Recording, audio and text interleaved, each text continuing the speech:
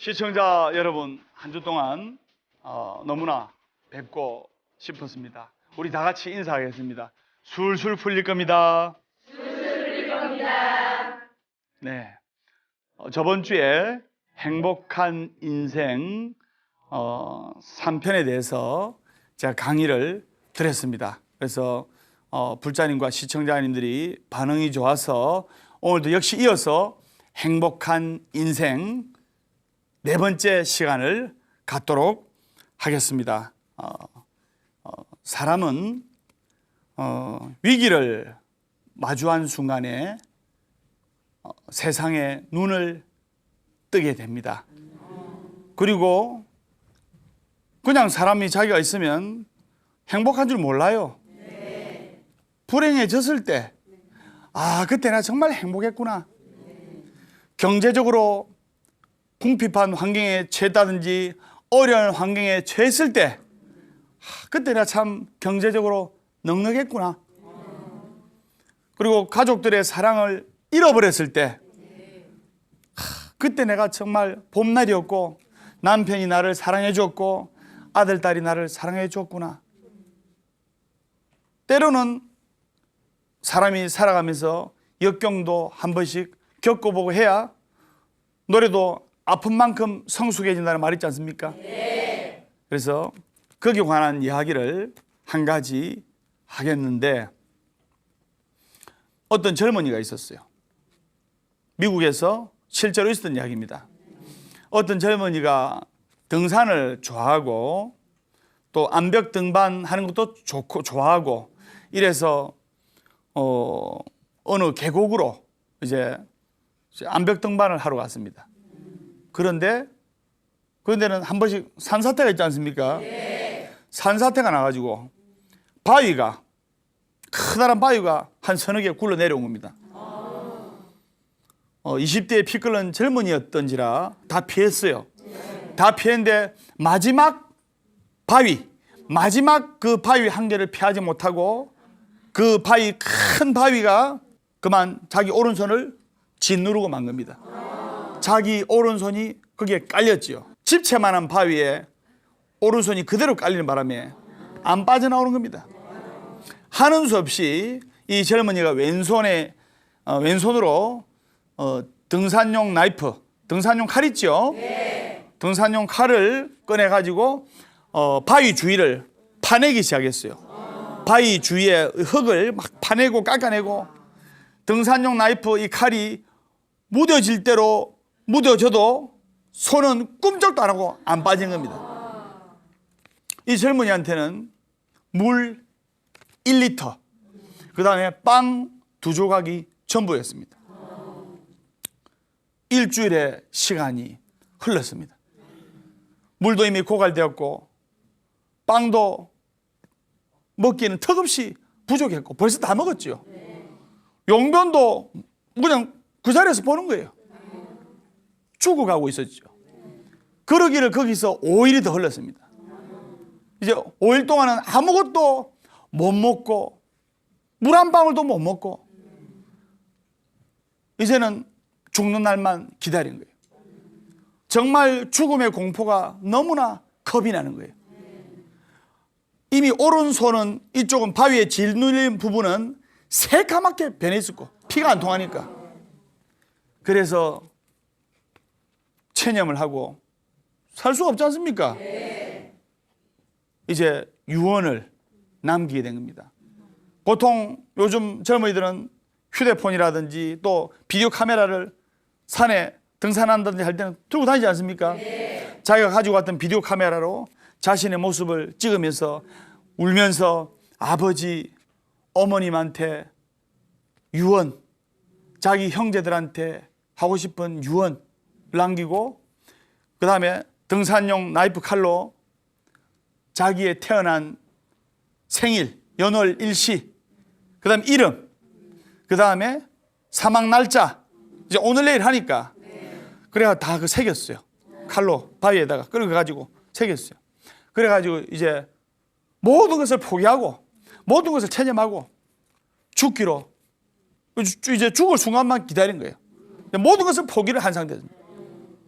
그런데 삶의 희망의 끈을 놓지 않았을 때는 정말 불안하고 무섭고 두렵고 초조했는데 삶의 한 가닥의 끈을 놓아버리고 모든 것을 체념한 순간 그렇게 마음이 편하더래요. 모든 것을 포기를 하니까 차라리 마음이 편안한 거예요. 그러면서 자기를 객관적으로 바라보게 됩니다. 이 젊은이가 뭐 때문에 지금 죽게 됐습니까? 바위에 오른손 하나가 짓눌려서 죽게 됐죠. 이 오른손이 그 젊은이입니까? 아니지요. 이 오른손은 그 젊은이의 한 부분에 불과한 거였어요. 모든 것을 포기하고 모든 것을 체념하니까 내가 이 오른손 이것 때문에 내가 죽게 되다니 아니지 하면서 오른손이 없는 자기 행복한 모습을 상상하는 거예요. 자기가 사귀고 있는 사랑하는 여자친구가 있었거든요. 자기가 사랑하고 있는 이 여자친구를 계속 만나가지고 결혼하는 상상을 했어요. 팔이 없는 가운데 결혼하는 상상을 했어요. 너무나 행복한 거예요.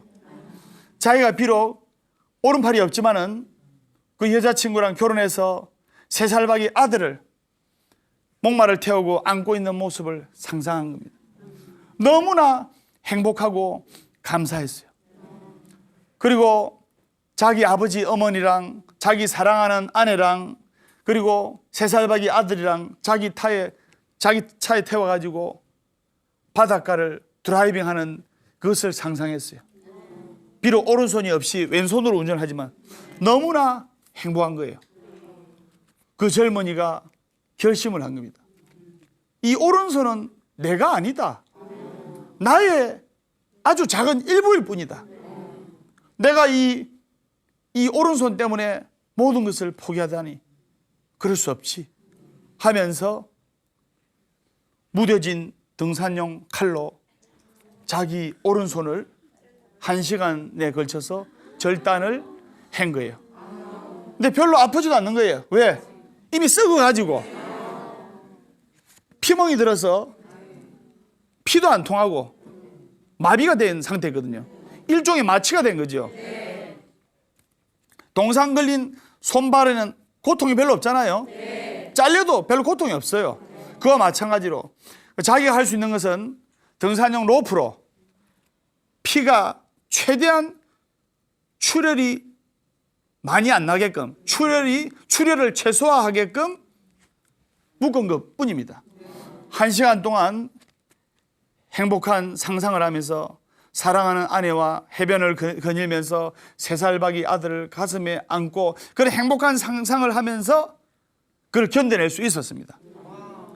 그리고 피를 최대한 작게 나게 하면서 사막을 걸었어요. 1시간쯤 걸으니까 구조용 헬리콥터가 나타나서 이렇게 자신의 생명을 건지게 되었습니다. 이게 무슨 말이냐?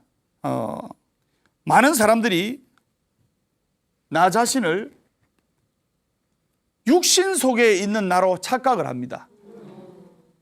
근데 그게 아닙니다. 이 젊은이가 나중에 구조되고 나서 자기의 극적으로 살아남은 이야기를 이제 방송에서 이야기를 했을 때 팔다리는 온전한 내가 아니다. 나의 아주 작은 일부분일 뿐이다. 나는 육신 이상의 존재이다. 여러분이나 법담 스님이나 우리는 육신 이상의 존재예요. 너무 이 몸뚱이에 집착할 필요는 없다 이 말입니다. 그래서 그 젊은이는 오른팔은 비록 없어졌지만은 남은 여생을 아주 행복한 인생을 영위를 하고 있었고, 그리고 자기 자신을 더 큰 나를 발견하게 된 겁니다. 이 몸뚱이가 내가 아닙니다. 스며 맞죠? 네. 그래서 여러분들은 행복한 인생을 영위를 하려면은 절에 가서 기도를 많이 해야 돼요. 많은 불자님들께 가족이 행복해지고 인생이 행복해지려면 절에 가서 기도를 해야 된다니까. 스님, 절에 갈 때마다 108배 해야 됩니까? 절에 갈 때마다 막 1080배 해야 됩니까? 3000배 해야 됩니까? 그런 질문을 무수히 많이 들었습니다. 또 어떤 분은 절에 갈 때마다 뭐 목욕 재개하고 오시는 분도 계세요. 물론 그러면 좋습니다. 절을 안 하는 것보다 108배를 하는 것이 더 좋고, 108배를 하는 것보다 1080배를 하는 것이 더 좋고, 1080배를 하는 것보다 3000배를 하는 것이 더 좋습니다. 그런데 전진산문이면 복귀시주라. 꼭 그렇게 안 하더라도 여러분들이 전진산문, 절산문 앞에 전진만 하면, 절산문 앞에 도착만 하면 복귀시주, 부처님께서 여러분들의 소원을 아시기 때문에 알아서 소원이 복귀가 되게끔, 알아서 소원이 여러분들한테 가게끔 돌려주신다 이 말입니다. 그러니까 편안하게 전진산문 복귀시주 절에 와서 절 삼배하고 가시고, 기쁜 일이 있을 때 기쁜 마음으로 부처님 감사합니다 하면서 절 삼배하시고. 그런데 참 제가 안타까운 일이, 불자님들이 고난에 처했을 때, 어려움에 처했을 때는 그 고난과 역경과 고통으로부터 벗어나기 위해서 발버둥 치면서 기도하는 거예요. 발버둥 치면서. 그런데 그 고난과 역경과 고통으로부터 벗어나니까 또 언제 그러냐는 듯이 또 절에 잘 안 와요. 그럼 돼야 안 돼요? 안 돼요. 그래서 슬퍼도 부처님과 같이 슬퍼하고, 기뻐도 부처님과 같이 기뻐하고, 이렇게 돼야 나쁜 재앙이 나타났을 때는 부처님의 가피로 빨리 사라지고, 좋은 운과 좋은 복이 왔을 때는 오래 머무른다 이 말입니다. 무슨 말인지 아시겠죠? 건강경의 말씀에 응무소주 이생기심이란 말이 있습니다. 그래서 마땅히 응당히 집착하는 바 없이 마음을 내어야 되느니라, 이런 말씀이 떠오르는데, 그러니까 행복해지려면 너무 집착하면 안 돼요. 아들, 딸을 위해서 기도를 하되 아들, 딸한테 집착하면 안 됩니다. 제가 예를 들어 보겠습니다. 보통 여기 계신 분들, 또 시청자 여러분들, 자식이 보통 평균 한 2명입니다.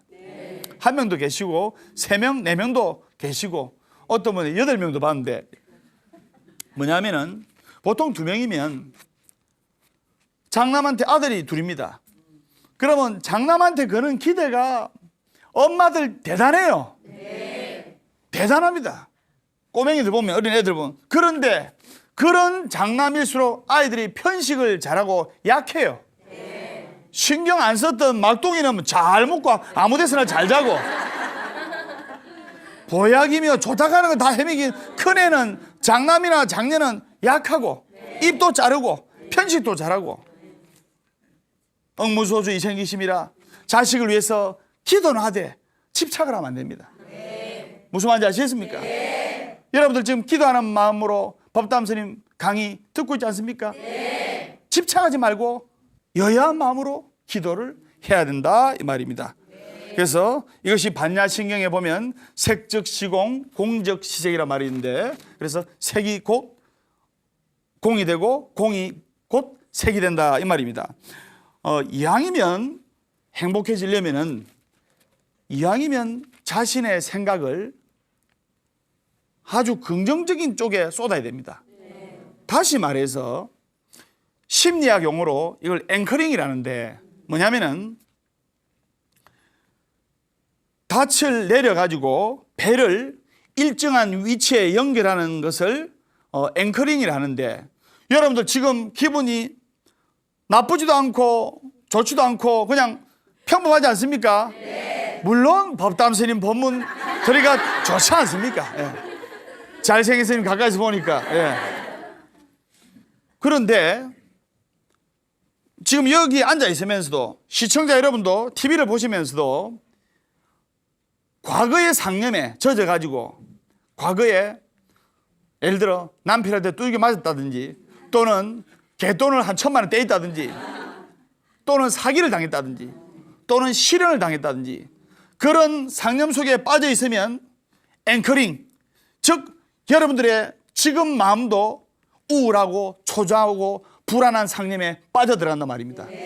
그러면 여러분들 몸에서는 지금 이렇게 가만히 있어도 스트레스 호르몬 아드레날린이 분비가 돼요. 그러면 바꿔서 이왕 생각할 바에 이왕 인생이라는 것은 극히 주관적이기 때문에 과거에 행복했던 상념에 빠져들면 첫사랑을 만났다든가 복권이 100만 원짜리 걸렸다든가 남편 비상금을 샅샅이 뒤져가지고 남편 비상금을 한 50만 원 찾아냈다든가 기분 좋은 상념에 빠져 있으면 여러분은 가만히 있어도 우리의 뇌는 너무나 단순합니다. 베타엔돌핀, 암을 억제하는 물질, 암을 치유하는 물질 베타엔돌핀이 우리의 뇌에서 몸으로 분비가 됩니다. 이왕이면 좋은 쪽으로, 이왕이면 즐거운 쪽으로, 이왕이면 행복한 쪽으로 앵커링을 해야 된단 말입니다. 그래서 법담 스님이 기에 모시배 기도를 하는 말 있잖아요. 월요일은 원래 없고 화요일은 화가 나도 없고 월요일은 원래 없고 화요일은 화가 나도 없고 수요일은 수시로 없고 목요일은 목이 터져라 없고 금요일은 금방 웃고 또 웃고 토요일은 토실토실하게 웃고 일요일은 일 없어서 웃고 행복하기 때문에 웃는 것이 아니라 웃기 때문에 행복한 것이다.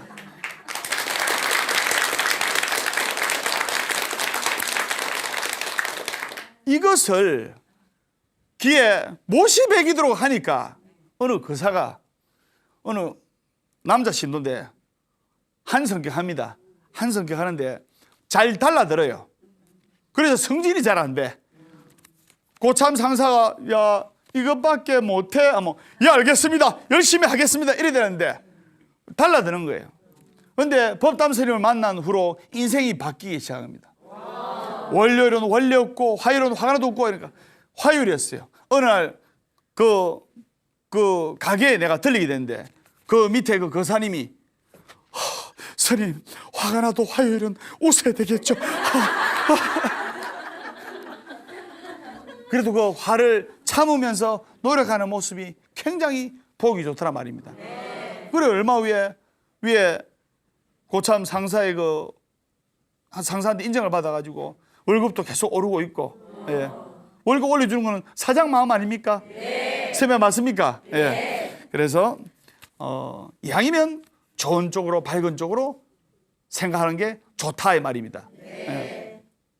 실제로 어느 과학자가 실험을 했어요.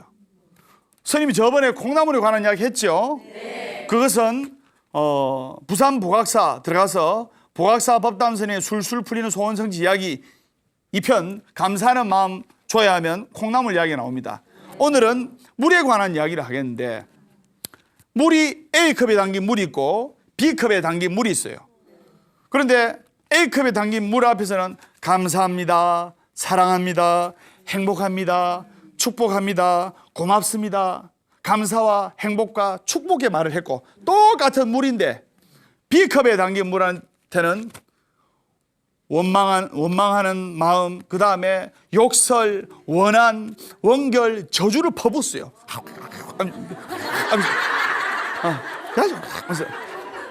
그런데 똑같은 물인데 일주일 후에 A컵에 담긴 물은 몸에 정말로 좋은 육각수로 변해 있었고 전자현미경으로 과학자가 딱 들여다봤거든요. B컵에 담긴 물은 물의 유전자가 변형이 돼가지고 쉽게 말해서 사람이 먹으면 굉장히 해로운 물로 변해버렸어요. 한마디로 못 먹는 물이 됐죠. 그런데 과학자가 여기에다가 더 고차원적인 실험을 했어요. 왜냐? A컵, B컵에 담긴 물은 이 사람의 이 침 속에는 기가 있지 않습니까? 좋은 생각을 하면 좋은 기가 나오고 나쁜 생각을 하면 탓기가 나오지 않습니까? 그래서 그 기가 묻어서 그럴 수 있다 해서 A컵 물, B컵 물 뚜껑을 딱 닫았어요. 뚜껑을 닫고 단지 A컵의 물에 단어를 써가 붙였는데 감사, 사랑, 행복, 축복 그 단어를 써서 붙였고 B컵의 물에는 뚜껑 딱 덮어서 사람 침이나 먼지가 못 들어가도록 해서 딱 덮어가지고 증오, 원결, 원한, 저주, 욕설 딱 써 붙였어요. 그리고 일주일 후에 다시 과학자가 전자현미경으로 물의 형질을 분석을 했습니다. 그런데 또 놀라운 사실이 발견된 겁니다. 그 감사와 행복과 축복이라는 단어를 적어 붙인 그 A컵의 물은 아주 좋은 육각수로 변해 있는 겁니다.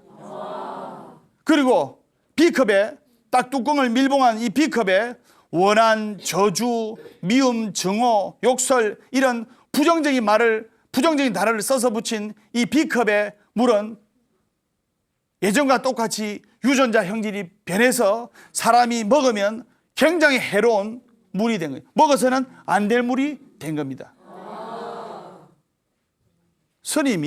법담 스님이 지금 이거를 이야기를 하려고 하는 게 아니고 지금부터 이야기하는 것을 시청자 여러분 잘 들으세요. 그렇다면 우리 인간 사람의 몸은 70% 물로 구성이 되어 있어요. 70% 이상이 물로 구성이 되어 있습니다. 그러면 감사와 행복과 축복과 평화의 마음을 가슴에 새기는 사람은 그 사람의 인생이 감사와 행복의 상황을 만들어 감사와 행복의 운명으로 달려가고 바뀌어져 가고 있고, 원한과 슬픔과 저주와 불평과 불만을 가슴속에 품은 사람은 그 사람의 인생이 지금은 좋을지라도 앞으로 인생이 불평과 불만과 괴로움의 인생으로 달려가고 있다는 것을 여러분들이 아셔야 됩니다. 이것을 법담 스님이 여러분한테 전하고 싶어요. 그래서 법담 스님이 항상 감사하는 마음, 축복의 마음, 아침에 눈을 딱 뜨자마자 제일 중요한 것이 여러분들 소원을 비는 것이, 입으로 소원을 비는 것이 중요한데 막상 떠오르는 게 없다. 그러면 눈 뜨자마자 거울 보면서 웃으면서 감사합니다, 사랑합니다, 행복합니다, 고맙습니다, 남편 보고도 감사합니다, 사랑합니다, 보고 내가 보는 가족들한테 감사합니다, 사랑합니다, 축복합니다, 이런 마음을 전하는 것이 정말로 중요하다 하겠습니다.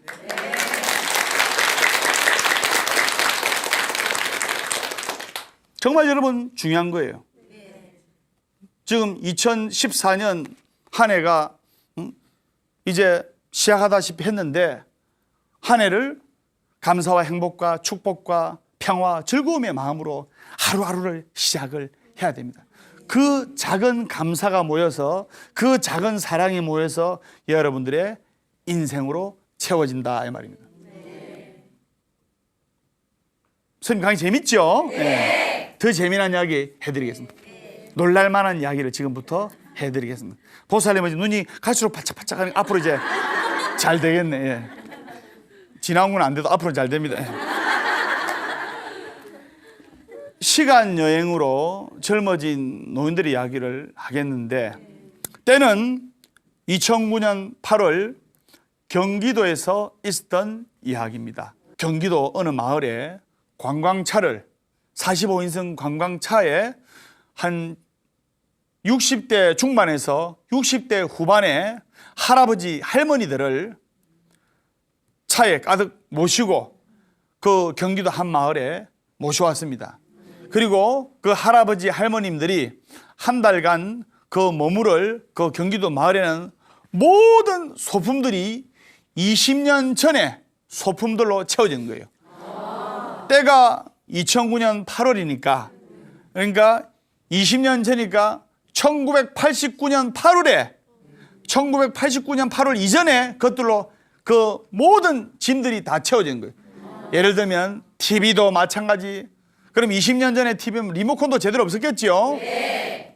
TV를 틀려면 가서 틀어야 되고, 라디오도 마찬가지, 침대도 마찬가지, 냉장고도 마찬가지, 또 책이나 뉴스나 신문이나 모든 게 1989년 8월경에 책들이었고 또 물건들이었습니다. 심지어는 TV를 틀면 1989년 8월에 뉴스가 나왔고 그 당시에 또 정치인들과 국회의원들께서 나오시는 겁니다. 그리고 또 그 과학자가 할아버지, 할머님들 목에 신분증이 있어야 제가 누군지 아니까 신분증을 걸 때 20년 전에 젊었을 때 사진으로 40대 초반에서 40대 후반의 사진으로 자신의 20년 전의 사진으로 신분증에 붙여놓으세요. 행겁니다. 그리고 여러분들은 20년 전으로 돌아가서 말투나 행동이나 모션이나 동작이나 모든 것을 20년 전으로 되돌려서 시간 여행을 해서 그렇게 말하고 행동하세요. 그렇게 부탁을 했어요. 네, 한 달을 겪게 됐습니다. 한 달을 겪으니까 기적이 일어난 거예요. 60대 후반에 또는 60대 중반에 할아버지, 할머니가 건강도 좋아지고 젊어지고 그리고 허리가 휘어있는 할머니가 꼬부랑 허리도 펴지고 관절통이 있고 관절염을 앓고 있는 할아버지가 관절통도 다 나았고 그리고 얼굴에 주름살이 60대 후반이면 얼굴에 주름살이 있지 않습니까? 네. 법담 스님도 60대 후반이면 얼굴에 주름살이 있을 겁니다. 근데 머리에 주름살은 없을 거예요. 예. 대머리라서. 예. 무슨 장애가 있는 거예요? 얼굴에 주름살도 많이 펴진 거예요.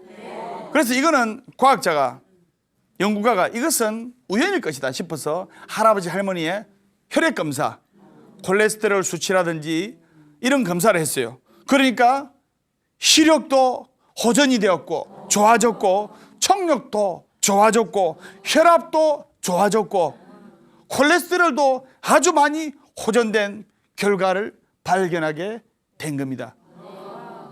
다시 말해서 머릿속이 온통 젊은 시절의 이미지들로 꽉 차버리면 몸과 마음이 젊은 시절로 돌아가는 거예요. 그럼 여러분들 마음속에는 아까 법담 스님 이야기한 것처럼 행복과 감사와 축복과 평화의 마음을 24시간 꽉 채워주면 여러분 인생이 감사의 인생으로 바뀐다 이 말입니다. 아시겠죠? 네. 이 정말 오늘 내가 여러분들한테 좋은 부처님 약을 드리는 겁니다. 그러니까 미국에서는 더 대단한 실험을 한 거예요. 미국의 하버드 대학의 랭거 교수가 실험을 했는데 아까는 한국의 경기도에서 일반인들을 상대로 실험했지 않습니까? 미국의 하버드 대학의 랭거 교수는 80 먹은 미국의 톱스타들, 즉 왕년의 톱스타들, 이제 80 먹었으면 이제 현장에서 다 은퇴를 하고 이제 연로한 그냥 노인으로 남아 있지 않습니까? 휠체어를 타고 있는 또 왕년의 톱스타도 계시고, 그러니까 가수, 그다음에 영화 배우, 그다음에 TV 앵커, 그다음에 탤런트, 이런 주로 80대에서 80대 초반에 기력이 안 좋은 왕년의 톱스타를 상대로 이 실험을 했는데 한 달간 보통 이 영화 배우나 탤런트나 이런 분들이 이제 한창 인기 있었을 때 40대, 50대 한창 인기 있었을 때 그때 그 숙소를 그때의 소품들로 전부 다 채웠어요. 마치 왕년의 톱스타가 지금 현재 내가 톱스타의 삶을 유지하고 있는 건 착각이 정도로 소품을 그대로 다 꾸며놨어요. 그래가지고 한 달 후에 이제 다시 그 노인들을 무대 위로 불른 거예요. TV 무대를 불렀는데 기적이 일어난 거예요. 뇌졸중으로 휠체어를 타고 실험을 했던 팔순의 여배우는 휠체어를 버리고 건강한 모습으로 걸어오게 된 겁니다. 그리고 인기 남자 연예인은 79 정도 된 인기 남자 연예인은 탭댄스를 추면서 무대로 등장하게 되었고, 그리고 지팡이에 의지했던 옛 뉴스 앵커는 지팡이를 버리고 그 팔순 나이에 불구하고 건강한 모습으로 양복을 깨끗하게 입고 무대로 등장하는 거였습니다. 다시 말해서 그분들이 한 달 동안 생활하면서 24시간 젊은 시절의 이미지들로 젊은 시절에 제일 행복했던 시절이었지 않습니까? 네. 제일 행복했고 감사했던 시절의 이미지들로 24시간 꽉 채우다 보니까 자신의 몸과 마음도 그렇게 젊어지는 것이죠. 그러니까 여러분들, 이게 중요한 것이 아니고, 어떤 사람은 50대인데 30대로 보이고, 맞죠? 네. 어떤 사람은 30대인데 50대로 보이는 사람이 있어요. 네. 보살 몇 살입니까? 49요? 예, 39으로 보입니다. 예. 얼굴만. 네. 저분 넘어간다. 예. 그래서 24시간 행복한 마음, 감사하는 마음, 축복의 마음을 가져야 된단 말입니다. 그리고 또 소원을 이루려면 어떻게 되냐? 소원을. 집을 사고 싶다. 아파트, 3억짜리 아파트를 마련하고 싶다. 근데 남편의 월급이 조금 부족해. 사고 싶다. 소원이잖아요. 네. 24시간 32평짜리 아파트, 32평짜리 아파트. 빨래를 하면서도 32평짜리 아파트, 설거지를 하면서도 32평짜리 아파트. 노래를 불러야 돼. 그러면 24시간 자신의 바라는 소원의 이미지들로 가득 차 있으면 그 소원이 반드시 이루어지게 되어 있는 겁니다.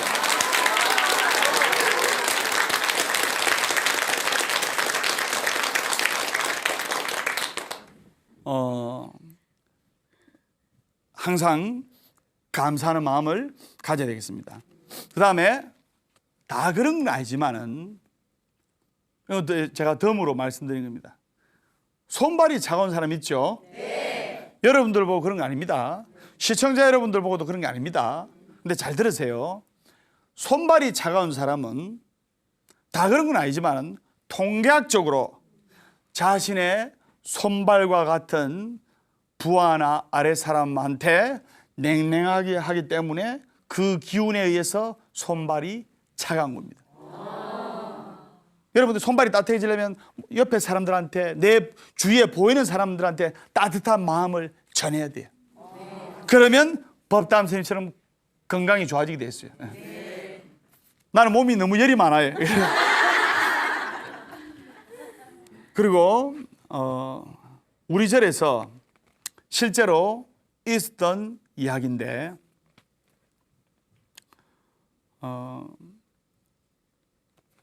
따님 두 분이 있었어요. 따님 두 분이, 한 명은 초등학교 6학년, 한 명은 중학교 2학년.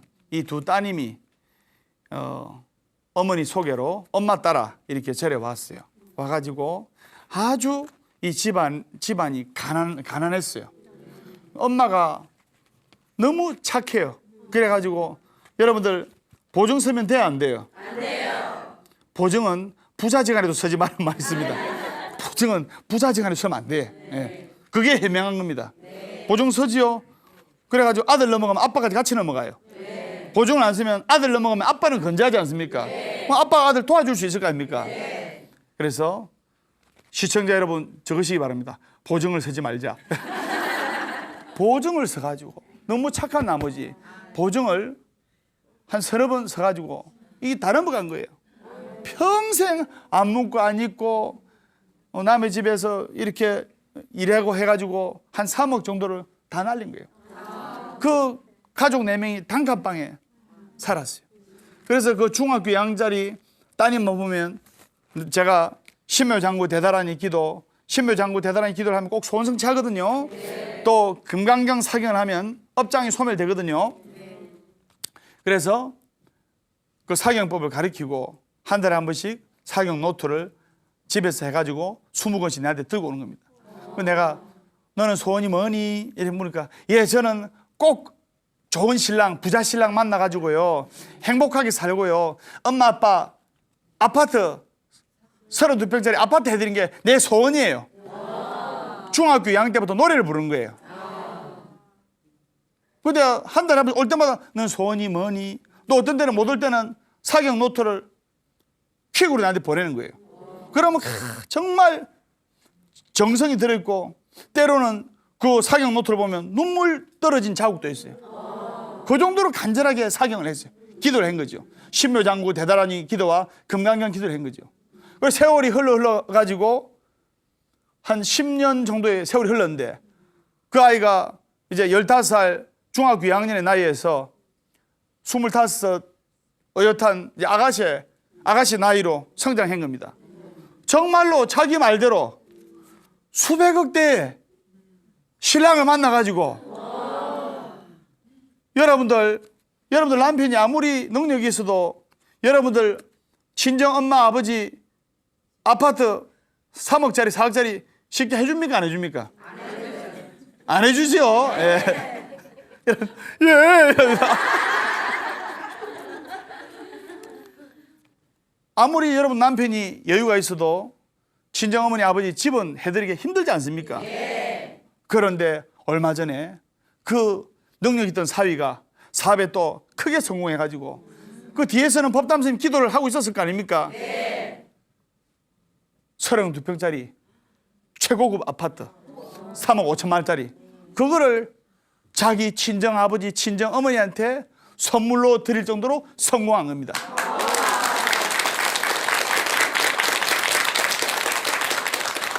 그분은 스님이 보면 소원이 그냥 아예 부자로 사는 게 소원입니다. 노래를 24시간 그 소원으로 가득 찼단 말입니다. 그러면서 간절히 기도를 했단 말입니다. 중요한 것은 부처님께 감사하는 마음으로 간절하게 기도를 해야 돼요. 하늘에서 감 떨어지기만을 바라서는 안 된다 말입니다. 설명 맞습니까? 네. 그리고 질문 받겠습니다. 질문. 예.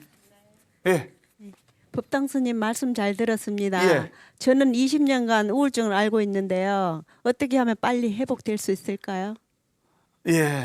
우울해 보입니다. 예. 술술 풀릴 겁니다. 네, 예. 감사합니다. 예. 이 우울증이 네. 심각한 병이란 것을 먼저 인정을 해야 됩니다. 네. 그런데 우울증을 앓고 있는 분들이 대부분이 여러분들 암은 그래도 초기나 1기, 2기 때는 고칠 수가 있습니다. 네. 설명 맞습니까? 네. 우울증은요 그냥 멀쩡하다 자살해버립니다.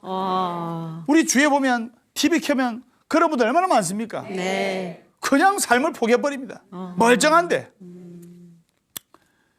우울증은 내가 우울하구나. 내가 우울한 체질이구나. 내가 예민한 체질이구나. 먼저 인정을 해야 됩니다. 네. 인정을 하는 순간 그 병은 고칠 수가 있습니다. 네. 보살님이 좀 우울하니까 음식 드시는 것도 작게 드시고 하니까 체격도 왜소하지 않습니까? 예. 예를 들면 폐가 안 좋은 사람들이 있습니다. 폐가 안 좋은 남자들이. 그런 분들은 담배 피면 돼요, 안 돼요? 안 돼요. 담배 피지요? 네. 폐암으로 빨리 죽습니다. 내가 폐가 약하구나. 그러면 담배를 피면 안 됩니다. 네. 그러면 건강히 살 수 있어요.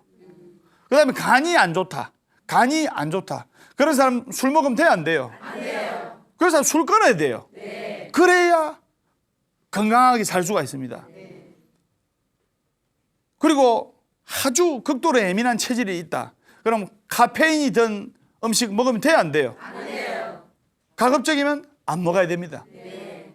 그렇듯이 보살님이 그 우울한 마음과 내가 우울증이구나. 그것을 인정하면서 몸과 마음으로 진심으로 인정을 하면서 그리고 약도 드셔야 되고 그 다음에 부처님 전에 기도도 하셔야 되고 또 이런 자리에 와서 호탕하게 웃으면서 도반들과 같이 즐거운 마음으로 사시다 보면 즐거운 마음으로 하루하루 생활하시다 보면 반드시 우울증이 나리라 확신이 듭니다. 네. 네, 감사합니다. 끝으로 법담 스님이 시를 준비를 했습니다. 손을 잡고 눈을 감았어요. 정말 옆에 소중한 도반을 생각하면서 눈을 감았어요.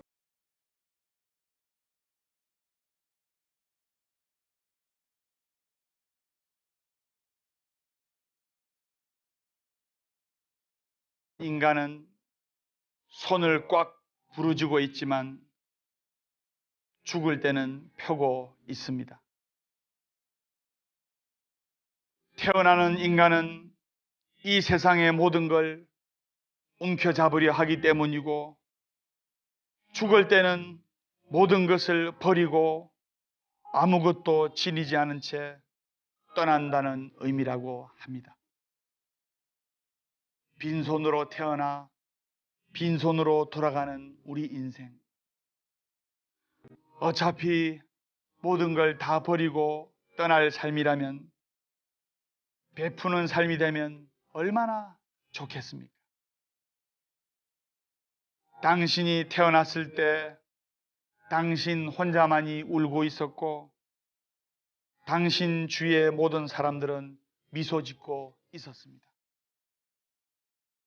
당신이 이 세상을 떠날 때는 당신 혼자만이 미소 짓고, 당신 주위의 모든 사람들은 울도록 그런 인생을 사세요.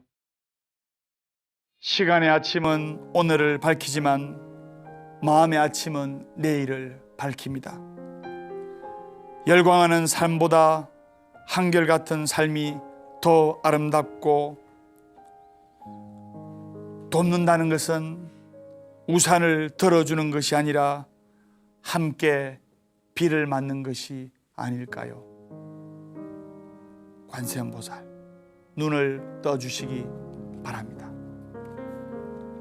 우리 도반들을 위해서 같이 서로 격려하고 용기를 주면서 행복하게 살도록 합시다.